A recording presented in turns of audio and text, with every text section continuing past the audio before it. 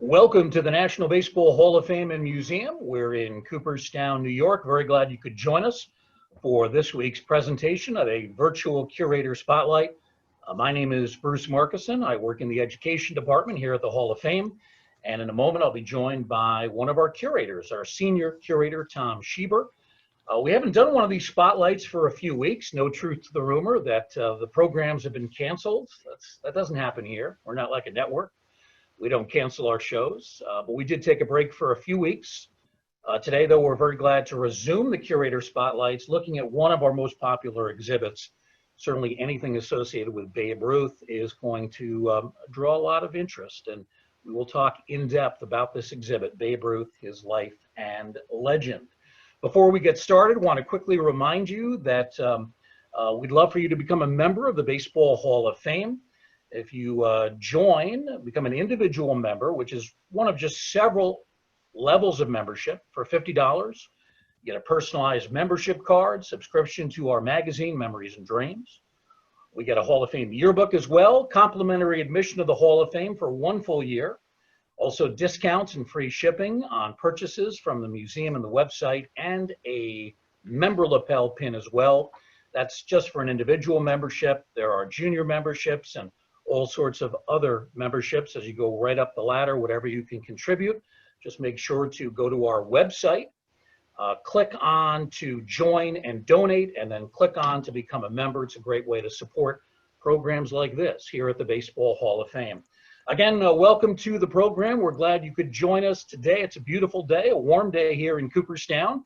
And we're very glad to have with us Tom Schieber, the senior curator here at the Hall of Fame, and the lead curator back in 2014 when this exhibit was put together, Babe Ruth, His Life and Legend. Tom, welcome to the program. Like many of us here at the Hall of Fame, you're splitting your time between the office and home. Sometimes hard to figure out where you're supposed to be on a given day, right?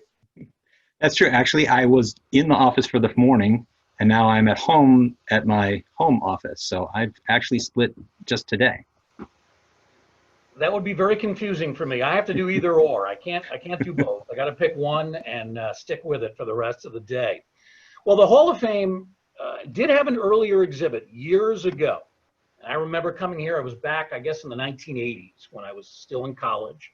And there was an exhibit on Babe Ruth. It was on the second floor, same location where this new exhibit. So first off, Tom, why did the Hall decide to create a completely new exhibit from scratch rather than simply update and revise what was already here?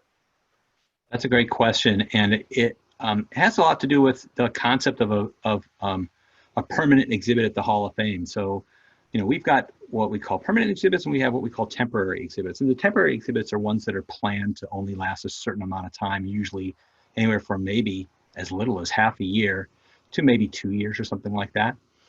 But the permanent exhibits, the word makes it seem like, well, that will never, ever go away. But actually, the way we view permanent exhibits is anywhere from 15 to 20 years, because after that amount of time, even for a subject that's seemingly done, like Babe Ruth or the 19th century in baseball, you'd think, oh, well, I mean, why do you need to change that? Well, there's lots of reasons. I mean, one of them is that in looking at the old exhibit, we saw that there was only about 30 artifacts on exhibit. And then we wanted to put out more artifacts. We had a lot more. We almost tripled that number in the new exhibit. Or some of the stories really seem dated from the standpoint of 2014, or now we're in 2020, or they don't resonate any longer. As an example, in the previous exhibit about Babe Ruth, we had our largest exhibit case was full of golf trophies. It was 7 of Babe Ruth's golf trophies. Our thought now is, you know what? Maybe we can do 1 golf trophy to talk a little bit about his interest in playing golf. He was a big avid golfer, but we don't need to do 7. I would rather spend that space, we only have a certain amount of real estate, talking about other stories that probably are a little bit more pertinent to understanding Babe Ruth. Another one was that, you know, we had a nice anniversary coming up and we wanted to sort of jump on that. So you know, Babe Ruth made his major league debut on July 11th, 1914. So just a couple of days ago was the anniversary of that. So July 11th, 1914, So we thought, well, let's try an open exhibit to celebrate the 100th anniversary of his major league debut, and actually his professional debut is earlier that year. So there's a bunch of things that came together. We really liked the old exhibit, but it was going to be helpful to start afresh and look at his story in a new way as well. Tom, you hinted at some of the numbers. Give us the number of the artifacts that you have in this exhibit, also photographs, quotations from Ruth, that sort of thing. Yeah. So sort of just general counting, I'd say we have about anywhere from 80 to 90 physical objects, depending on how you want to define it. We have another 20 that are reproductions of originals that we have in the Hall of Fame. So for example, we have a lot of paper items that we would love to display, but they would be harmed by the excess of light. Mm-hmm. So we make a replica of it and put it on exhibit, but we do want you to know that's actually in our collection. It's not something we just found, on someone else's collection or we grabbed off the web or whatever. So we have reproductions of objects as well. We have about 50 photographs, a number of graphic elements, including cartoons and things like this. We have a couple of video screens, so 2 different video screens that play nearly 14 minutes of footage shot of Ruth, some of which, actually the majority of which probably most people have not seen before, some of which, it's always funny when people say, oh, never before seen footage. Well, that's sort of an impossibility unless the cameraman wasn't even looking in his camera, right? But it's about as close as you can get as never before seen footage, because it was outtakes from some newsreel footage. So it was cut out before it went into the movie theaters back in the day, almost literally on the cutting room floor. We got access to some of those. So I mean, that's about as close as never before seen. Nearly a dozen minutes of audio. So that's Babe being interviewed at spring training or on a radio show with his wife, Claire, or talking about the called shot, which we can talk about later on. So great audio and lots of other engaging material as well. For anybody who has been to the exhibit or at least walked by it, there's a lot there. I want to ask you, how long did it take for you and the rest of the curatorial staff to put together this exhibit from the start to the day that it actually was physically installed? That's a great question. So this one we actually did fairly quickly for various reasons that I don't want to bore anyone with. We were on a short time frame. When we talk about most exhibits of a significant size, this is a little bit smaller than our average permanent exhibit, but it's devoted to one individual. Most exhibits are in like an entire subject. But in general, what we shoot for is 2 years to go from the first brainstorming sessions, start talking about what are we doing here, all the way to ribbon cutting. This one was closer to, I'd say, 9 or 10 months. We turned it on very quickly. All things considered, I'd rather have done it a little bit slower, but we had some other considerations that we needed to get done quicker. So that's about 9 or 10 months, something like that. In addition to the physical objects, about 50 photographs, 30 quotations from Babe Ruth, who of course was very quotable throughout his career and his life. Let's take a look here at a close-up, Tom, of one of the walls of the exhibit, Babe Ruth, His Life and Legend. So how do you begin to tell the story of somebody like Babe Ruth? I often say that, you can get into debates. Is he the greatest player of all time? Some will say yes, others may vote for other players. I don't think, though, there's much doubt that he's the most famous player in the history of the game. His is a name that is known not only in this country, but in so many other countries, even where baseball is really not played. How do you begin to take somebody who is this larger than life and kind of squeeze him into an exhibit? It's not easy. It's a great challenge. And you're right. One of the things that struck us is, Babe Ruth, you can argue, let's say, whether or not Ty Cobb is better than Babe Ruth or Honus Wagner, guys that are, earlier baseball we're talking about. And they're wonderful players. But for whatever reason, and we explore that a bit in the exhibit, if you walk down the street right now, and I'm not talking just walking down the street in Cooperstown where you've got a lot of baseball-minded people, you just walk down the street and you ask who's Babe Ruth, it's astonishing how many people, even 8-year-olds, will know who he is, even though let's face it, he died in 1948, so what is that, 72 years ago? He last played in a regular season major league game in spring of 1935. So, you know, we're talking, that's 85 years ago. How is it this guy has lasted this long? And once again, nothing against Cobb or a Wagner or a Nat Blageway, but those names are not resonating the way Ruth does. We have an entire section of this exhibit where we talk about the phrase Ruthian, which is part of the English language, or someone is known as the Babe Ruth of, you know, Pele is the Babe Ruth of soccer, you know, that's amazing that he's part of our language. So we do, we have an interesting challenge to try and encompass that story. But one thing we do, we wanted to tell the story in a unique way. We did want to start afresh. And we do something very, very different in this exhibit than any other exhibit in our museum. We're the only exhibit that takes this angle. And what we were really thinking about was, in our brainstorming sessions, what can we do to really allow people to get a glimpse of what it was like to experience the man who was Babe Ruth at that time, rather than looking at it from a historical point of view, from all that we know about him now. What if we could put our visitors in a time machine and go back to 1920 and see what he did in 1920, go back to 1915 and see what he did in 1915. And we thought this would be a really interesting way to look at it, because the rest of our exhibits tend to be sort of an all-knowing historian's point of view, hopefully in an entertaining and engaging way, but we know what's going to happen. But we thought, no, what if you just are experiencing as it's unfolding, this incredible story about this guy who became larger than life in almost any way you can think of that. And so we did think about, well, maybe we can get a time machine, but those are very expensive, if you even believe in them. So what's the closest thing to a time machine? And we hit upon the idea that actually we stole from another person, and that was, what if we did a scrapbook feel? So a scrapbook is a version of a time machine. When you're putting something in a scrapbook, you paste a newspaper in a scrapbook, or you write a little note in the scrapbook. You're doing it the day of or the day after you went to a certain show, or you cut a newspaper article out of a magazine because it's about a famous player that you like or whatever. And you're writing down what happened at that time. And by the way, you don't know what's going to happen later. You just know what's happening right then and there.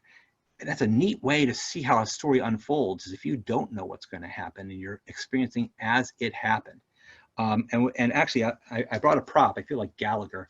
I'm not bringing in watermelon, but this is a book called The Dizziest Season by a guy named G.H. Fleming. He actually did a series of books that take a look at different baseball seasons.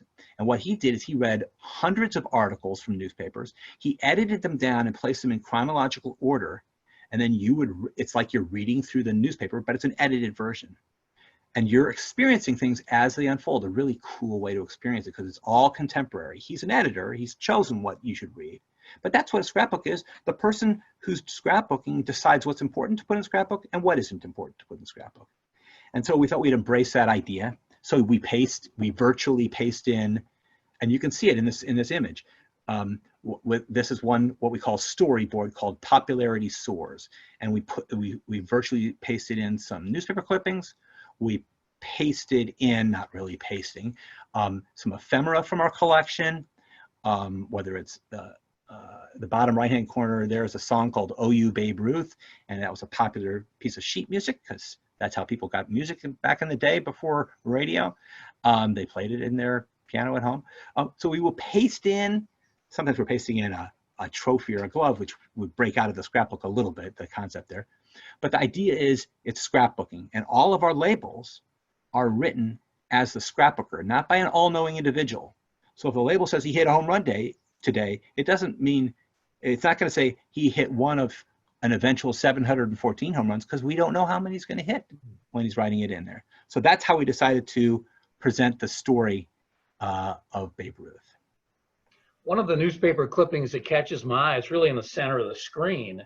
where it says Caruso supposed Babe Ruth a singer. Right. A lot of younger viewers don't know who Caruso was. I'm not sure that I know who Caruso. He was a singer, right? He was He was the most famous opera singer, and in a lot of ways, Caruso is the Babe Ruth of opera. He still resonates with a lot of people today. Now, most people don't know anything about opera today, but the ones who know a little, if you have an inkling of it, you've heard of Caruso before, you know. Yeah. And yeah, it's pretty funny. There's a punchline on that where he says, someone says, "Well, what do you think about Babe Ruth?" And he says, "I don't know. I've never heard her sing." So we thought that was kind of fun. That's great. Let's talk about another item on this wall. We'll get a Yeah. close-up view of it right here. We see here a record album, something else a lot of younger viewers may not be that familiar with, although they've probably heard of it. So we have an album here that allegedly features the voice of Babe Ruth, not actually the real thing. It's called Babe Ruth's Home Run Story. So Tom, tell us the story behind this really intriguing artifact. Yeah, it's wonderful. It's a 78 RPM record album. One side is a instrumental tune, and the other side is called Babe Ruth's Home Run Story. And we found lots of advertisements, and I showed one of the advertisements on the I virtually cut out a newspaper clipping. It was an advertisement, and all the ads really promote that not only is this Babe Ruth's Home Run Story, but it's by Babe Ruth himself. Even on the record itself, it says by Babe Ruth, comma, himself. I mean, they're really pushing that it's Babe Ruth who is talking. It came out in the fall of 1920, and there's like I said, a lot of advertisement. Well, if you listen to the album, and you know, there are not a lot of them out there, but you can do it, because if you just go to YouTube and you type in Babe Ruth Actuelle, Actuelle, because that's the name of the company, or even Babe Ruth Pathe, Pathe, because the full name of the company is Pathe Actuelle, you're going to bump into this. So do it. You're going to see the video's uninspiring. It's just a record turning around, but the audio is of the album, and it's the quality's a little bit poor at first, but stick with it, and you get to experience this. And when I listened to it, I was shocked because it's clearly not Babe Ruth. It's not like it's a guy doing a bad imitation of Babe Ruth. He's not even making an attempt to do an imitation of Babe Ruth. It sounds nothing like him. And for those who don't trust me on that, there's another record album that came out 7 years later, in 1927, called Babe and Lou, L-O-U for Lou Gehrig, Home Run Twins. So go ahead and type in Babe and Lou, Home Run Twins on YouTube after this presentation's over, and you can listen to Babe Ruth and Lou Gehrig, and that's really them. And not only does it sound like them, and the guy who's Babe Ruth doesn't sound at all like the one on this 1920 album, but you can tell that these guys are not good actors. It's very, I mean, they're just reading the script. It's terrible. What's funny about this one is not only is it not Babe Ruth, but it's a comic shtick that he's doing that's, I don't know how many minutes it lasts. It's not very long, and it just does not translate to today's modern comic sense. It's very bad puns. It's very overly scripted. But the guy who's doing it is a guy who's most likely a guy named Russell Hunting, who was a pioneer of early audio recordings, and has a very affected tone. You listen to it, you go, this is clearly not Ruth. But think about it, Bruce. I mean, in 1920, who knows what Babe Ruth sounds like, right? I mean, broadcast radio just basically started in 1920 on KDKA in Pittsburgh. Mm-hmm. There's no TV or talking movies or internet, of course, or iPhone. Unless you spoke with Babe Ruth and he talked to you, how are you going to know what he really sounds like? And that there's people who certainly had spoken to Babe Ruth and heard him, but that's a tiny percentage of people. So they didn't really care that it doesn't sound like Babe Ruth. They just wanted to churn out this record and make some money. So this is 100 years ago that this came out. Right. So Tom, you can take this record, let's say we theoretically took it out of the exhibit, put it on a record player, and it's still audible? It is. And actually, this one has been recorded. Now, the more you play a record, the more it degrades, and we don't want any of our artifacts to degrade. So we recorded it once and got it right the first time, and then we said, we're not touching it ever again. And that's a good way to do it. So, but as it turns out, there are some recordings on YouTube as well, but we wanted to record our version. So it's done. We're never going to do that again. That's a great story. A very interesting artifact. Shows that we're not just collecting bats, balls, gloves. It's important as those things are in telling the story of baseball, but we do collect things outside of the so-called baseball collectible or baseball artifact. Here's Absolutely. another interesting item. This is something that we believe is called the DViga Trophy, although we're not 100% sure of that. This was given to Babe Ruth back in 1921. So, Tom, what exactly was the DViga Trophy? What was the significance of it? Well, the significance as far as the reason that I chose to put it in the exhibit is there's a couple good reasons. And in no particular order, I'll go through them. One, it's gorgeous. It looks awesome. The little image of Ruth on top, and that really is not just a generic ball player. That is such a Ruthian follow through.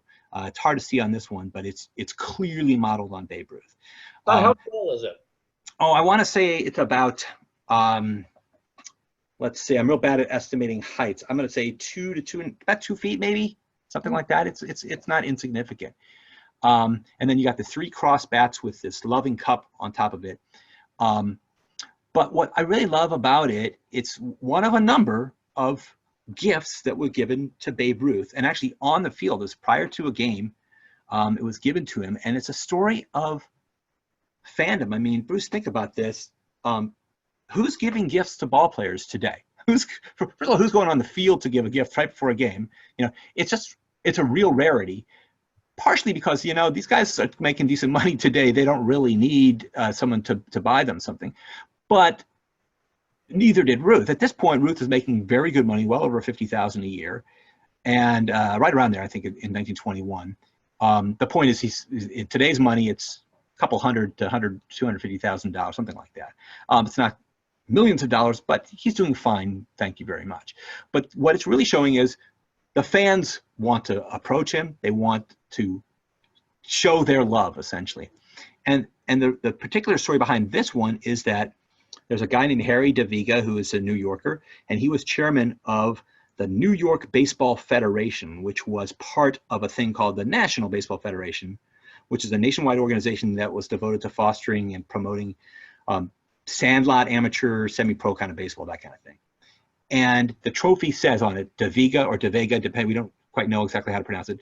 We'll call it DViga Trophy, presented to Babe Ruth by the amateurs of the New York Baseball Federation. And it was presented on June 24, 1921, right before the ball game. The Yankees had a game. They were playing at the Polo Grounds, no Yankee Stadium at that point. And according to this guy, Harry DeViga, the chairman of the New York Baseball Federation, it was paid for by thousands of kids, young amateur ball players of the area. What I didn't really think about until just recently, to tell you the truth, was it's a little weird that it's called the DeViga Trophy, because it's not from, he happens to be the one presenting it, but it really should be called like the New York Baseball Federation Trophy. But I think Mr. DeViga had a little bit of an ego, and he said, what the heck, I'll name it after me. Because it's not like it was done annually. He thought, well, I'm organizing this thing. We'll have the kids pay for it, but I'll stick my name on it. So that's a little bit weird, but that's what happened. And what's really super wonderful about it is, Ruth got a bunch of these things, and he saved almost everything. And you can imagine how much. I mean, he's a lot of different things, and the huge percentage of what you're seeing in this exhibit came from Babe Ruth or Babe Ruth's estate. So, it certainly meant something to Babe because he kept it. It's not like he just tossed it away. And I think it meant something, not because he had a relationship with Harry DeViga, but because he had a great relationship with fans and specifically the youth. Tom, you might have mentioned this. What's the material that's used in making this trophy? That's the majority of it is silver plated. Silver. Yeah. Yep. Shines up really nice. Silver's a really cool substance because it does interact with oxygen, and so it'll start to look pretty black after a while. But if you know how to shine something up without hurting it, which is an important conservation technique, it becomes just gorgeous. It's just super shiny and bright, and it's a great work of art, let alone a storytelling device. Now, the very top, is that bronze? No, it's a gold plate. Gold plate. Okay. Yeah. It is a beautiful trophy. It is. Pretty amazing that a fan could put something like this together, and of course, he had a lot of help from those thousands of kids did that. Yes. Let's look at another award, one that we're a little bit more familiar with as baseball fans. This was given to Ruth when he was named the American League's most valuable player, 1923. Want to ask you a couple of things, but first let's start. Why does it look like this? It almost looks like a certificate, Yeah. more than an award or a trophy. And that's because it is a certificate, and it's not a medal, medallion or a trophy. But and listen, I want to mention, right, that record album and this this certificate, frame certificate, that's exact that. And by the way, that frame is the one that Ruth had. It's not like we framed it. That's the frame that Ruth used. Those are just a couple examples, and I'll show some others, of artifacts that weren't previously in that weren't in the prior Babe Ruth exhibit. So there had been a number of, and specifically one type of MVP trophy done in the 19-teens, but it lasted just for a few years. But then the first time the American League decided to do its own trophies, its own MVP award, was 1922 for the 22 season. And Ruth won this one for the 23 season. He actually was awarded it the following year, May 14th of 1924.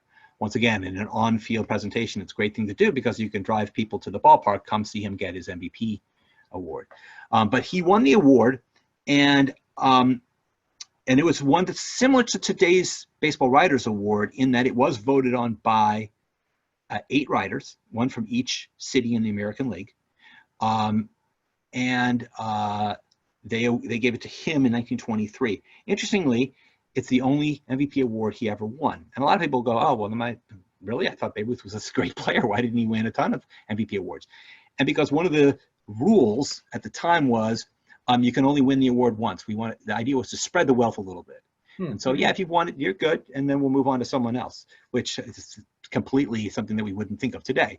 And Barry Bonds has 7 MVP awards. So, but Ruth only won 1, but that was partially because at the time that award only allowed you to have it once. And then by the time that the new rule and the new award started in 1931, he was not really the best player in Major League Baseball at that time, so he didn't win it again. So it's only one. This is the only one he won. And interestingly, usually what you would get, certainly in the 19-teens, you get some sort of a medal trophy, but there was nothing set in stone. And in 1923, it was actually asked, what should we do? And Ruth suggested to the special board that was put together in the American League to come up with this award. He said, you know what I think would be great is if you gave something that's like a diploma, a certificate that explains, hey, you're the winner, and we're signing it at the bottom, and all of those kind of things. And so this was actually his idea. And the group that put together the concept of this American League MVP award said, oh yeah, we like this idea, we'll do that. And so not only did they give him one, but they retroactively gave the previous year's winner, who I think was George Sisler. I have to look it up again. I think it was George Sisler. They gave him one as well a year late, but because they loved the idea so much. So it's beautifully, it's almost like a monk has, done all the hand scripting. It's all done by hand, right? And it's just a beautiful thing and very unusual. And it's and that makes it really literally attractive. Pretty practical too. I mean, you can't really hang a trophy from a wall. No, it's a good point. There's a lot of different things with. Yeah, and if you take a look at, there's a lot of photos. You can go out on the web and see them, and we have some in our collection as well. You can see Babe Ruth's walls. There's a lot of photos of him in his apartment, and they're full of all sorts of photos. Or various things that he's hung on the wall. And this is one. You can, in certain images, you can see this very diploma, so to speak, hanging on his wall at his apartment in New York.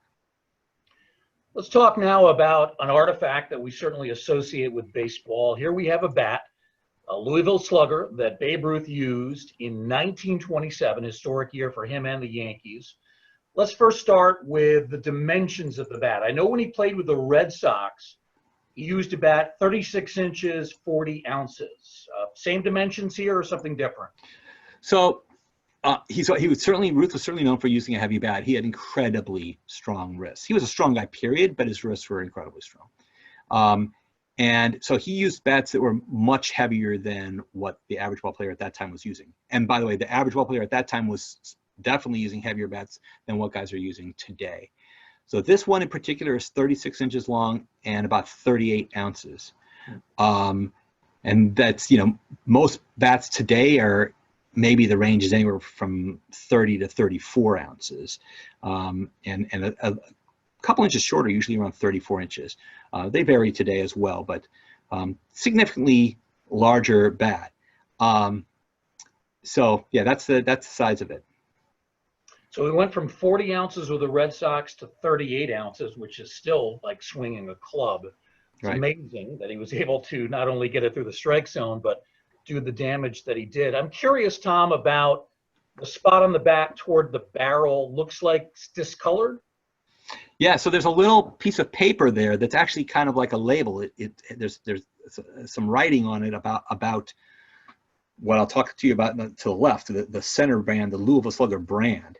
But that little label was not placed on the bat by the Hall of Fame. Generally, we do not want to put anything or disfigure any artifact.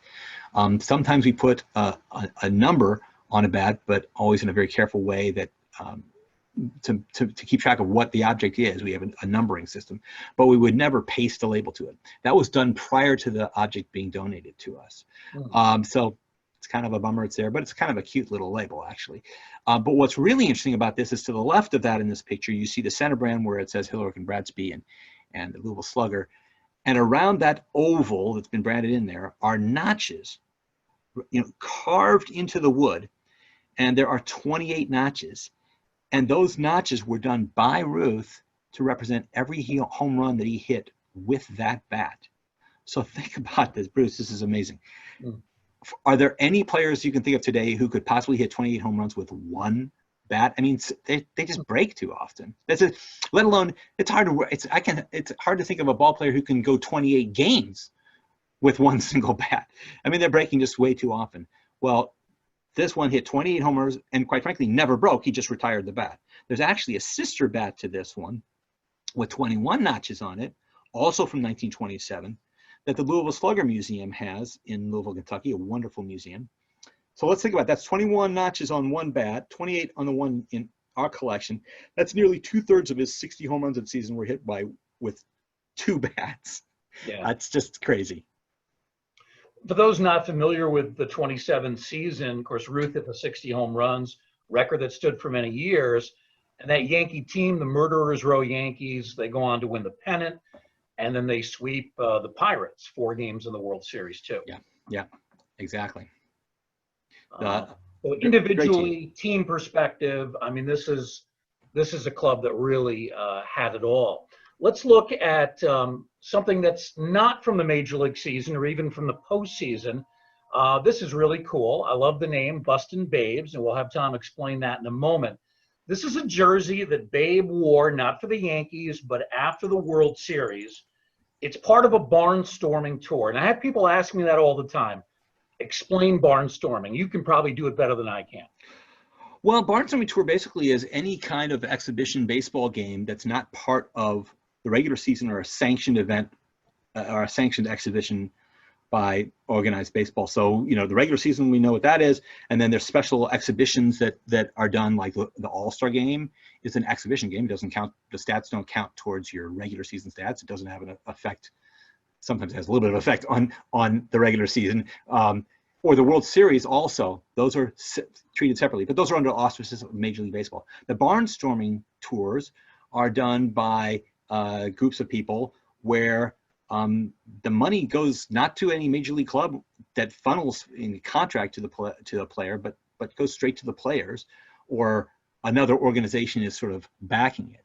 And there's basically 3 ways to do these barnstorming tours, where you'd often go to places where there is no Major League Baseball, and there maybe is even not high level minor league baseball, because those are the people who are itching to see this talent live. And so they're done basically outside of the umbrella of big league baseball. There's, but like I was saying, 3 ways to kind of do a barnstorming tour. The most straightforward is you have 2 different teams that play one another, zipping around the country or something like that.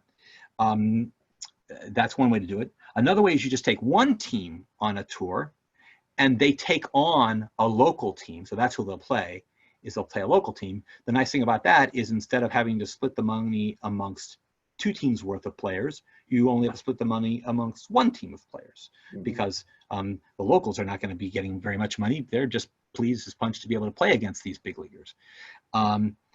And the third way is a very uncommon way, and this is what this particular tour was.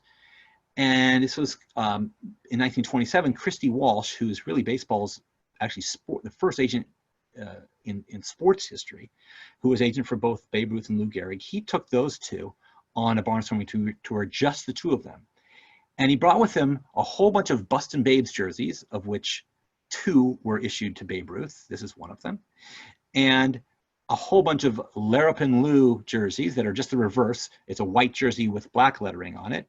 And that's Lou Gehrig's jersey and then his teammates. And basically, wherever they would go, local people would fill out both the opponents and your own team. So the rest of the Bustin' Babes would be filled out with locals, and the rest of the Larapin Lou's would be filled out locals, which is really cool, because if you're a local ball player, you get to play on the same team, let's say, as Lou Gehrig and against Babe Ruth. You'll do that for free. Who's gonna, that's awesome. And guess what? All the money gets split between just 2 guys.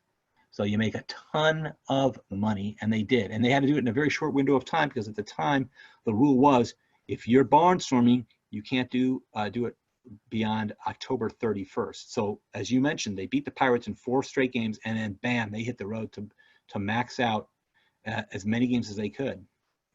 And get this. I didn't realize about that October 31st deadline. Any idea the reasoning for that? Well, there wasn't a deadline before, and there was more just general rules about whether you could or could not barnstorm. And Babe Ruth actually got into trouble for that earlier in the 20s, when he was barnstorming, and he was technically not allowed to barnstorm, and the commissioner actually suspended him. He missed the first month and a half, something like that, of one of the seasons. I think I can't remember if it's 21 or 22, maybe it's 23. I think it's 21 or 22. And yeah, he was suspended. Yeah. So the commissioner said, you know what, you're not bigger than baseball, and I'm gonna teach you a lesson. But what the really neat thing about this tour was, they played 21 games in what amounted to about that many days, and barnstorming all the way from Brooklyn all the way to the West Coast. I mean, they were just hightailing it around.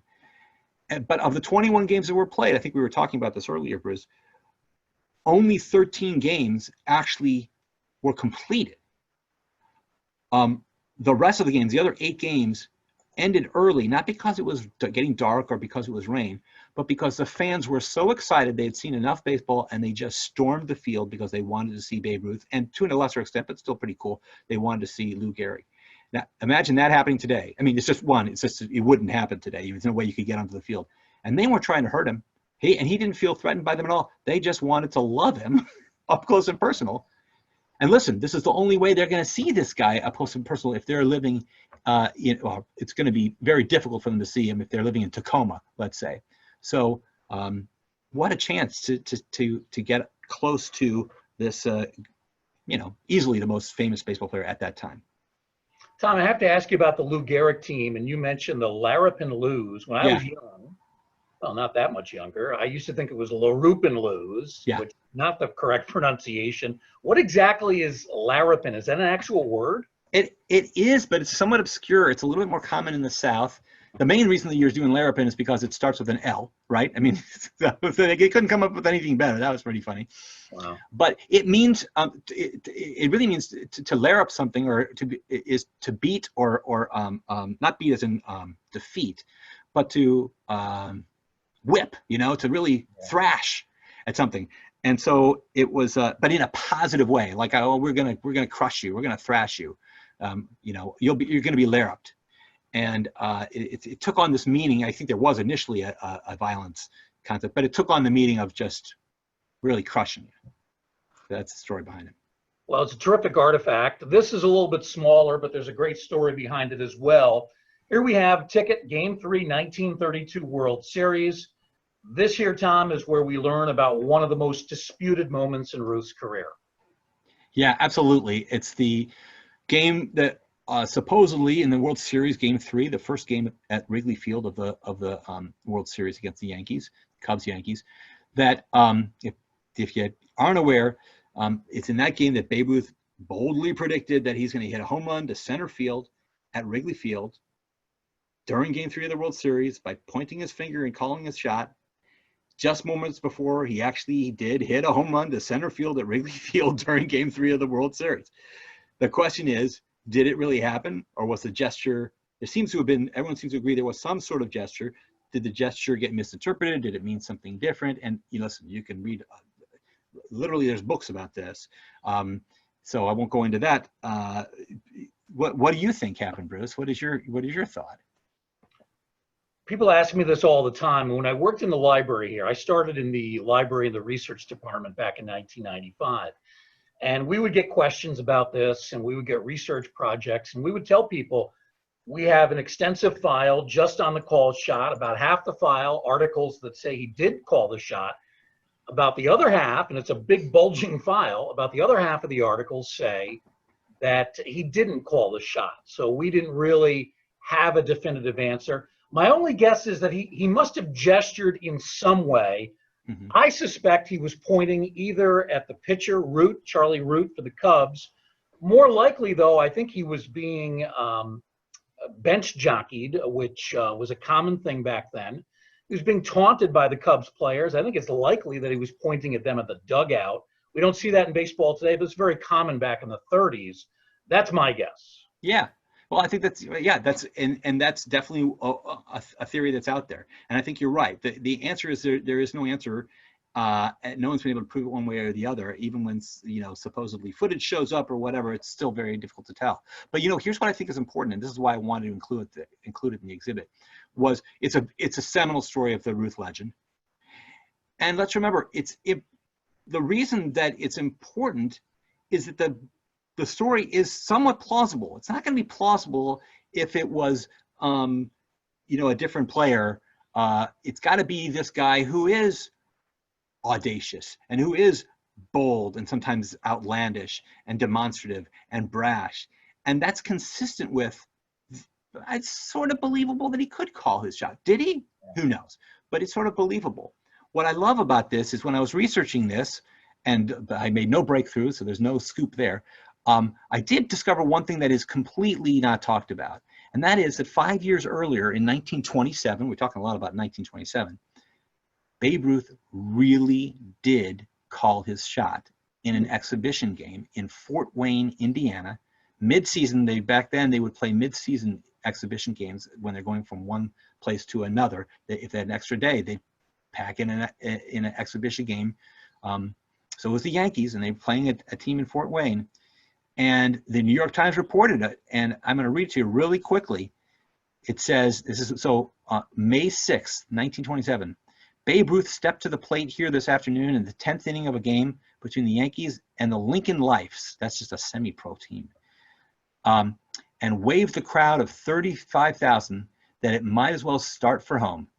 And then he hit far over the right field fence for a home run.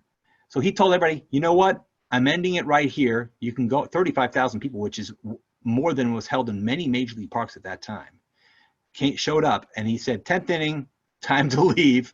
I'm going to homer. And he did homer. Now that really did happen. Now that's not the stage of a World Series. That's not facing Charlie Root, a nemesis. But you know what? It just shows this kind of thing could happen. It's audacious. And who knows how many times he did that and he didn't hit a home run.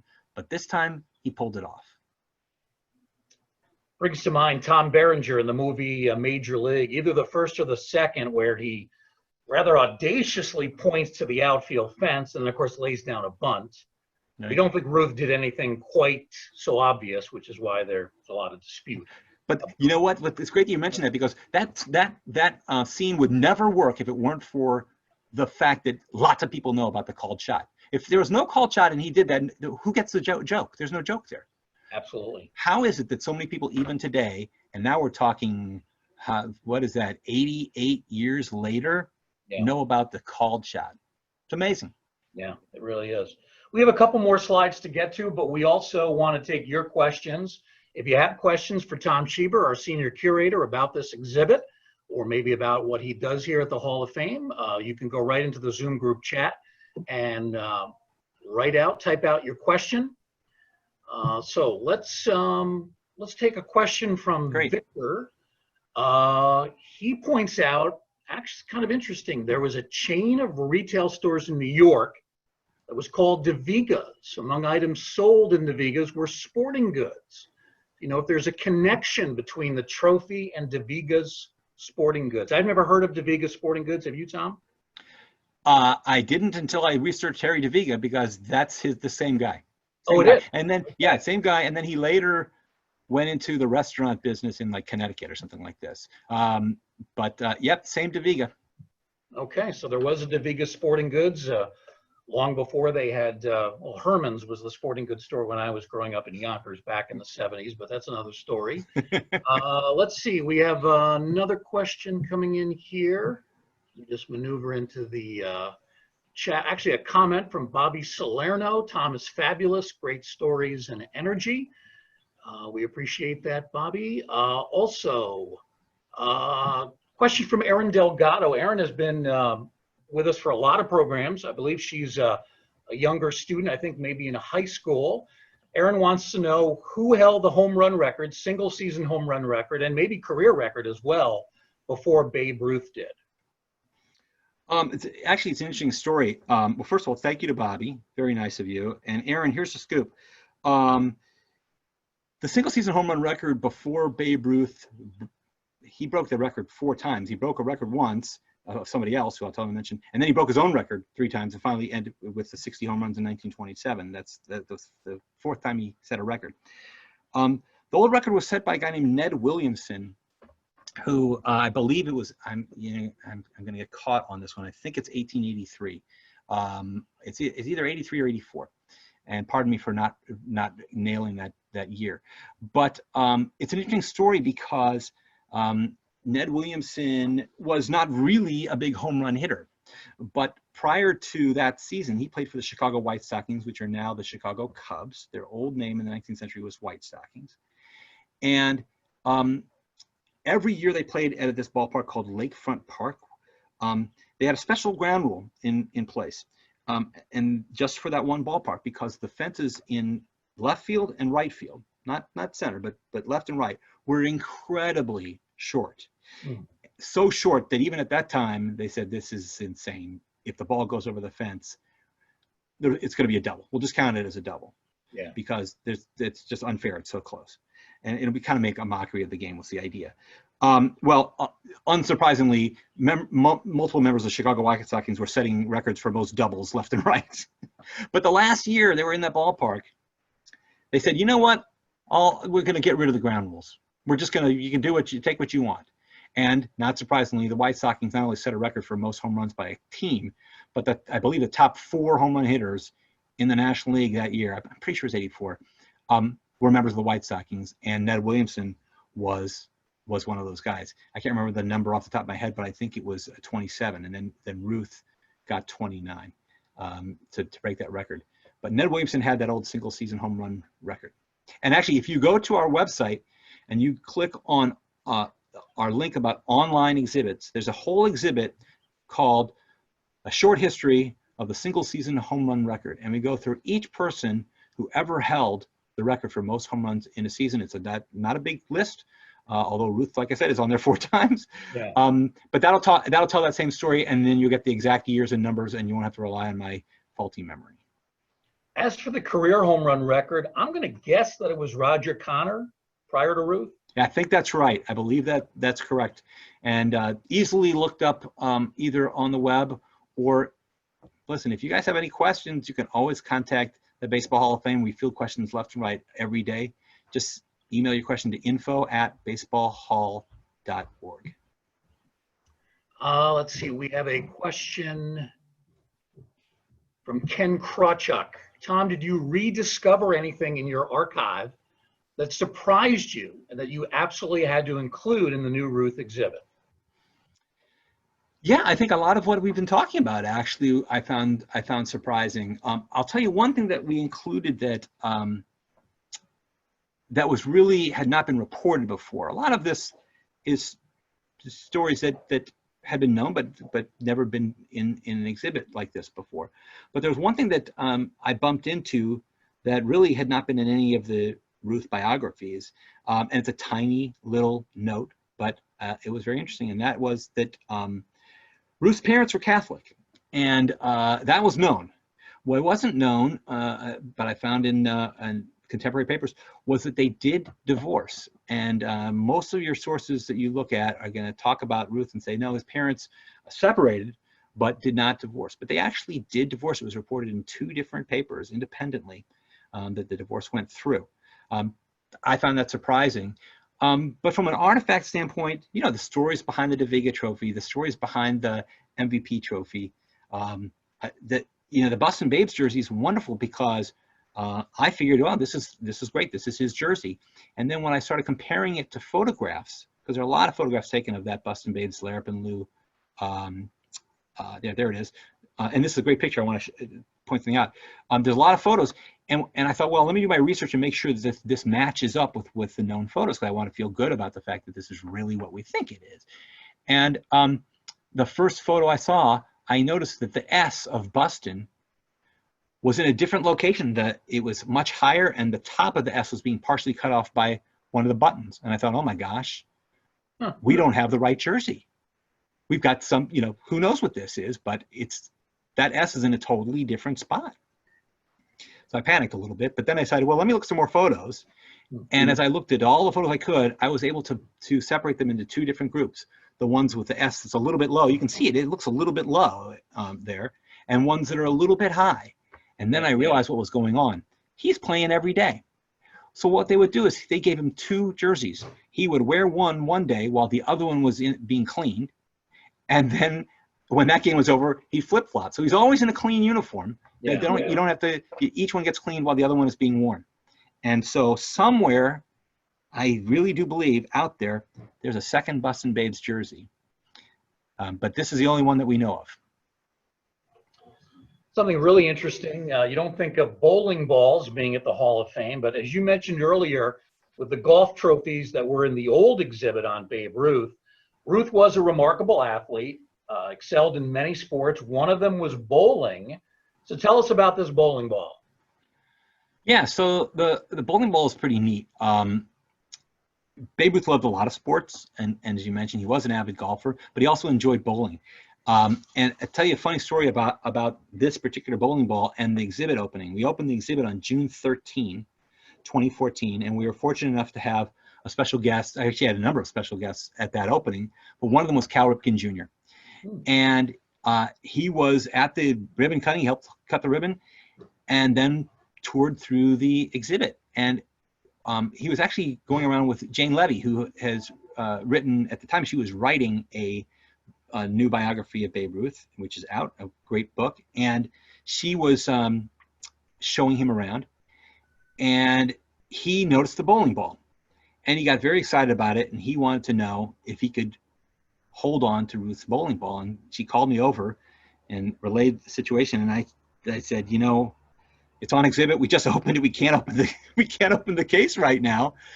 But why do you want to hold the bowling ball? I mean, you know, that's kind of neat. And I figured he wanted to hold it because Babe Ruth held it, you know. But then why not ask about holding on to the bat from 1927, something a little more obvious, or a fielder's glove, put my hand in that. And he said, I want to put my fingers in the holes because I want to get a feel for the size of his hands. And I never would have thought about that before. And unfortunately, we couldn't help him out. But I have vowed that next time he's in town, I keep on forgetting to do this, but next time he's in town, I'm going to grab him and say, listen, you can put your fingers in a Babe Ruth bowling ball, but this one's on exhibit. But you know what? We have a second Babe Ruth bowling ball that's in storage right now. So I don't even have to take this one off exhibit. I mean, who would think that we've got 2 Babe Ruth bowling balls, but we do. So I will fulfill that wish for Cal Ripken when he's next in town. Very good.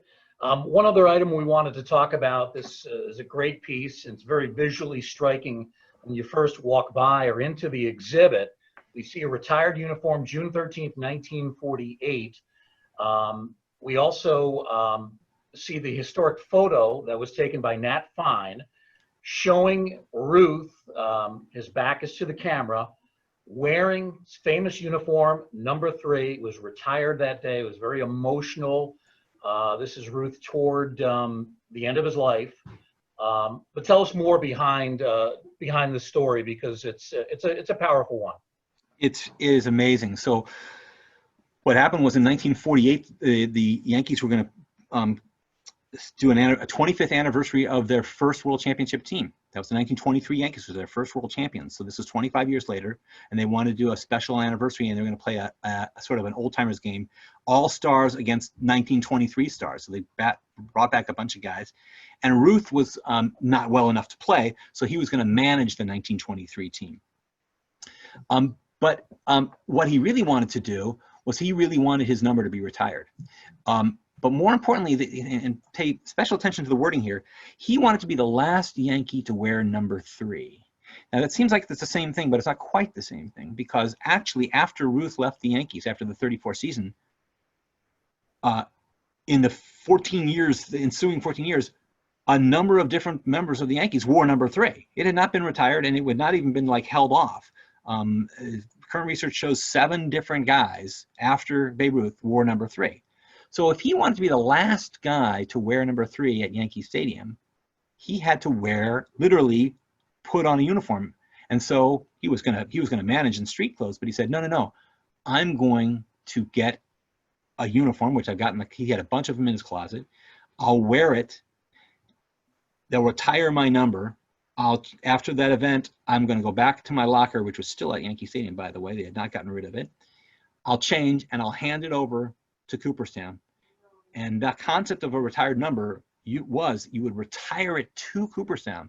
Unfortunately, the words to Cooperstown have been lost over the years, but we have a lot of retired number uniforms because they were retired to Cooperstown. And this is one of them. Just a couple days after June 13th, this jersey right there and pants were on exhibit in the museum. But what's really neat about it is the question was, well, what's the story of this jersey besides the fact that it's a retired number jersey? Because there's an unusual thing about it. And that is on the front of the jersey, you can't see it here, there's the famous Yankee interlocking NY on the front left chest. But when Babe Ruth played with the Yankees from 1920 to 1934, they never wore an interlocking NY on their jerseys, sometimes on sweaters, sometimes on jackets, certainly on the cap, never on the front of the jersey. So we knew this was not a game-used jersey of Ruth's. So what was the scoop with it? Well, we did a lot of research, staring at a lot of photos, and actually film. And Bruce, you've seen the movie The Pride of the Yankees, the story about Lou Gehrig.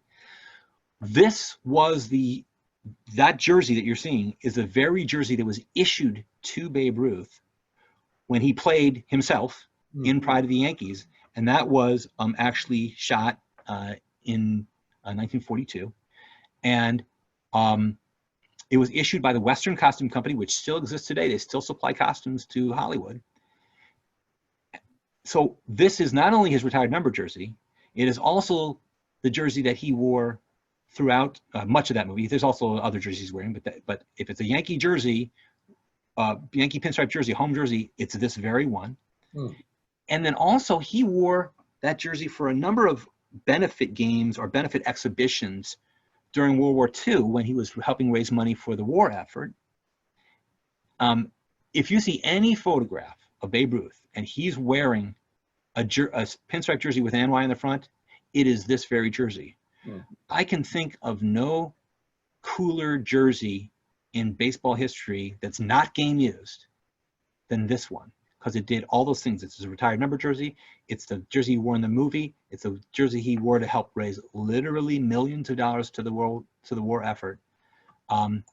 We didn't know all these other stories until we did the research. We knew it was the retired number jersey, but only recent research revealed its true past. Final question, Tom. Do we think this is the final public appearance Babe Ruth ever made? June 13th? No, it's not. It's not the final public appearance. He did do some other ones after that, but in August he did pass away. So he was close to passing, but no, there was a couple other appearances. Wow. So he continued to get out in the public as long as he could. Amazing. Absolutely. Yeah, Tom, this has been great. We really appreciate your time. Again, the exhibit, Babe Ruth, His Life and Legend. It has been up since 2014. It will continue, and if you, it will continue to be there on the second floor. And if you come to Cooperstown, we hope you can, either later this summer, maybe in the fall. Of course, we're here, 12 months a year under ordinary circumstances, so we'd love for you to come out. And if you do, make sure you check out this exhibit entirely about Babe Ruth. Our thanks go to Tom Schieber, who is the lead curator on the exhibit. Tom, it's been great. Thank you. I appreciate it. Oh, my pleasure. And definitely come out. We're open, and it's not super crowded, so it's a wonderful experience. Definitely come out and visit. Absolutely. Also want to remind folks about upcoming programs coming up in 2 days. That would be on Thursday, July 16th. We're going to do something different in terms of online programs. We're going to do a baseball card mystery at 2 p.m. Eastern time. We're going to dissect a baseball card from the 1970s that has a misidentified player on that card. So we'll have some fun with that. And then a week from today, that would be July 21st, also 2 p.m. Eastern time. A friend of Tom's, Robert Fitz, who's one of the leading authorities on Japanese baseball. He'll talk about his new book, Issei Baseball, about Japanese Americans, the first Japanese Americans who played baseball here in the United States back in the early days of the 20th century. So Robert Fitz with us a week from today, July 21st, 2 p.m. Eastern time. Thanks, everybody, for joining us. We hope you had a good time with it. Have a great day.